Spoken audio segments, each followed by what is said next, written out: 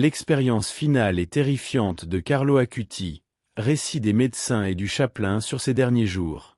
Une leucémie agressive a emporté la vie de Carlo Acuti seulement 3 jours après le diagnostic de la maladie. Cependant, son lien profond avec l'Eucharistie lui a permis d'affronter la souffrance avec une perspective chrétienne. Ces détails ont été partagés lors d'un événement organisé à Assise par le diocèse local. N'oubliez pas de vous abonner à la chaîne pour suivre nos vidéos quotidiennes et de cliquer sur le bouton j'aime pour que ce contenu atteigne plus de personnes, par la grâce de Dieu. Le père Sandro Villa était chapelain à l'hôpital San Gerardo lorsqu'il a suivi le traitement de Carlo Acuti contre la leucémie. Dans ses mots, il se souvient d'un jour d'octobre 2006, lorsqu'il a rencontré Carlo, qui semblait déjà pressentir son destin final. Il avait été appelé pour administrer les sacrements de l'onction des malades et de l'Eucharistie dans une chambre au bout du couloir. J'ai trouvé un jeune garçon devant moi. J'ai été surpris par son expression pâle, mais tranquille, quelque chose d'inimaginable pour quelqu'un gravement malade, surtout à cet âge. Sa composure et sa dévotion en recevant les sacrements m'ont également impressionné, a raconté le père Villa.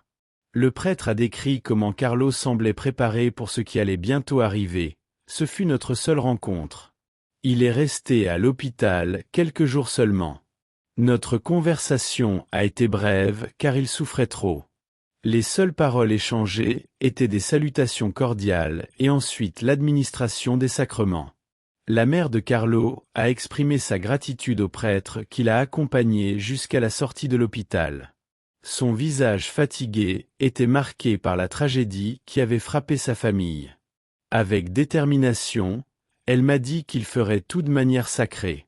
Ce n'était pas le moment de creuser davantage cette déclaration. Je pensais à un garçon bon et courageux qui fréquentait l'oratoire, participant toujours au sacrement, priant assidûment dans ses devoirs de fils et d'élève. Pour un bref instant, les mots de la mère résonnaient dans l'esprit du chapelain. Le visage tranquille de Carlo continuait de lui rappeler quelque chose qu'il ne pouvait pas comprendre dans cette sérénité faciale. Peu après, la pensée s'est dissipée. Quelques années plus tard, le père Villa avait déjà été transféré de l'hôpital et apprit que Carlo avait été déclaré vénérable.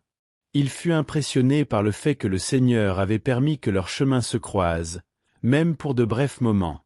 Nos vies se sont rencontrées, une rencontre planifiée par Dieu depuis l'éternité. Le Seigneur voulait me transmettre quelque chose. Il souhaitait être présent à la clôture de la phase diocésaine du processus de béatification. Alors j'ai décidé d'en apprendre davantage sur sa vie. En découvrant qu'il était un dévot de Jésus présent dans l'Eucharistie, j'ai commencé à mieux comprendre certaines de ses paroles et sa devise. Tous naissent comme des originaux. Il l'interprétait ainsi. Pour chacun de nous, Dieu, dans son amour, trace un chemin personnel de sainteté pour notre pleine réalisation. Lors de la rencontre à Assise, étaient également présents les médecins Andrea Biondi et Monchilo Jankovic, de la clinique pédiatrique et du centre d'hématologie pédiatrique de l'hôpital San Gerardo de Monza. Ému, il se souvenait de Carlo comme étant passé comme une météorite sur Terre. La leucémie l'a emporté avant que nous puissions le connaître pleinement, mais ses yeux doux sont restés gravés en nous. Son regard attentif aux événements, son courage, son amour et sa profonde empathie démontraient la foi placée en lui par Dieu et qu'il souhaitait transmettre aux autres, à son prochain. Étonnamment, la lutte que son frère affrontait et en restant ferme face à son drame, Carlo nous a enseigné que la vie doit être vécue intensément non seulement pour elle-même, courte ou longue, mais surtout pour les autres. Sa foi fondée sur l'amour et son dévouement à la liberté et à la justice ont ouvert des voies pour une nouvelle existence. L'évêque du diocèse, Domenico Sorrentino, a participé à la rencontre et a fait un parallèle entre saint François d'Assise et Carlo. Il a souligné que la maladie et la mort ne doivent pas être des motifs de crainte, mais une invitation à se rapprocher de Dieu et de l'Eucharistie. Il a rappelé comment saint François chantait aux créatures même lorsqu'il était malade, chose observée également dans l'attitude de Carlo face à sa propre maladie. Tous deux ont démontré joie et communion avec Dieu, influençant positivement ceux qui les entouraient.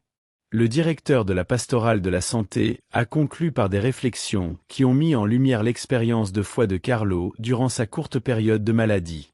Il a souligné que la souffrance fait partie intégrante de la vie et peut donc nous conduire à une rencontre avec l'Eucharistie. Selon lui, la souffrance en soi ne doit pas être recherchée ni glorifiée. Nous devons donner un sens à la souffrance elle-même. La souffrance est une dimension naturelle de l'existence, tout comme la mort. Par conséquent, nos choix déterminent si nous interprétons la souffrance avec espoir ou rejet. Carlo a affronté sa maladie et sa mort de manière spéciale car il était profondément connecté à l'Eucharistie dans toutes ses expériences. Dans ce contexte, des figures comme Carlo Acuti offrent une perspective chrétienne sur la souffrance, où Jésus est présent. Quand Jésus déclare « Je ne te laisserai pas seul », il assure « Je suis avec vous tous les jours, jusqu'à la fin du monde ». Ce n'est pas seulement une promesse spirituelle, mais une réalité vivifiante qui se manifeste dans l'Eucharistie. C'est pour cette raison que Carlo se connectait si profondément à l'Eucharistie, car il comprenait que Jésus y est vraiment présent. Il a également souligné que lorsque Jésus dit « Aimez-vous les uns les autres comme je vous ai aimé », il s'agit d'un commandement profondément lié à l'Eucharistie. En effet, l'Eucharistie est le cœur de notre foi, un temps d'espérance et une démonstration d'amour. Pour cette raison, ceux qui souffrent reconnaissent que Dieu a expérimenté cette obscurité car il a vécu en Jésus. Toute souffrance peut être convertie en joie. Ce n'est pas quelque chose d'obligatoire, mais nous savons qu'en Jésus, toute douleur peut être transformée en bonheur. De plus, il a demandé comment convertir la souffrance en lumière. Il existe tant de souffrances obscures, tant de douleurs qui cherchent la clarté.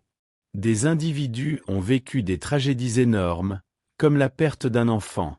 Perdre un enfant à 15 ou 16 ans est une douleur immense. Cette situation peut se produire lorsque nous suivons Dieu toute notre vie. La vie de Carlo a été changée par Jésus, qui lui a permis d'entrer dans une sphère où il se rencontrait quotidiennement. Ce jeune, qui a vécu sa foi de manière profonde et authentique, a été une inspiration pour de nombreux jeunes à travers le monde. Sa dévotion à l'Eucharistie et son amour pour l'Église catholique ont transcendé les frontières de sa courte vie, influençant profondément la jeunesse contemporaine. Carlo était connu pour sa capacité à utiliser la technologie pour évangéliser, quelque chose qui a fortement résonné avec la génération numérique. Il a créé un site web documentant les miracles eucharistiques, utilisant Internet comme un outil puissant pour diffuser la foi et éduquer sur la présence réelle de Jésus dans l'Eucharistie.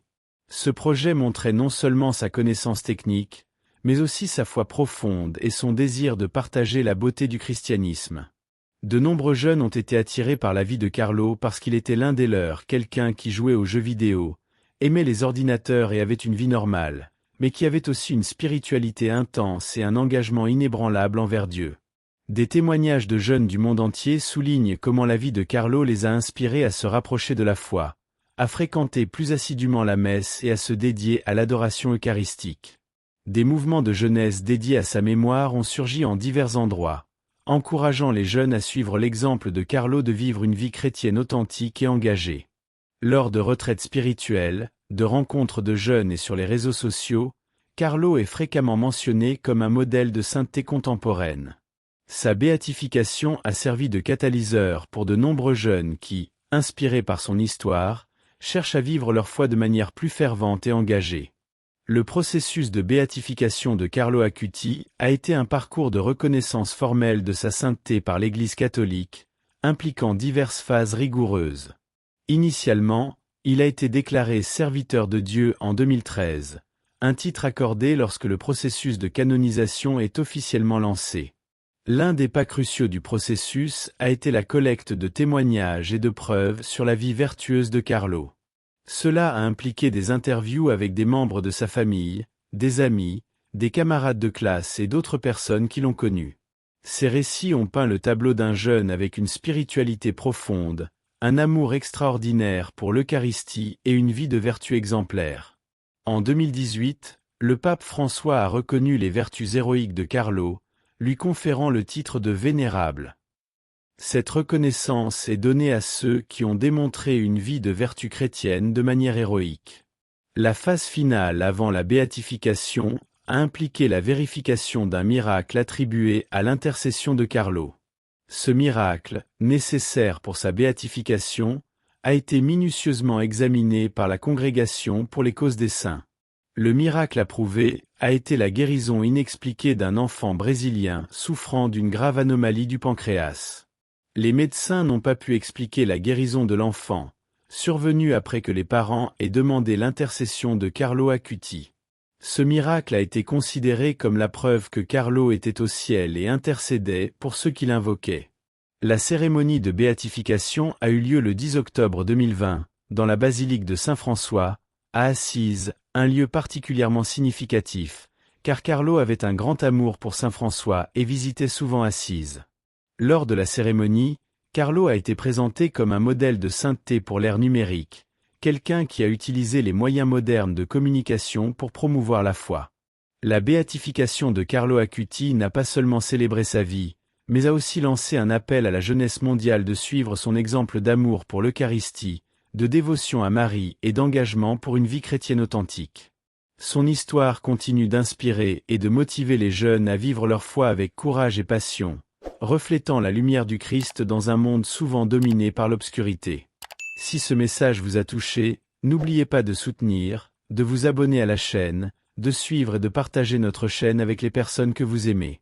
En unissant nos forces, nous serons capables de diffuser le message de foi et d'optimisme dans le monde. À bientôt!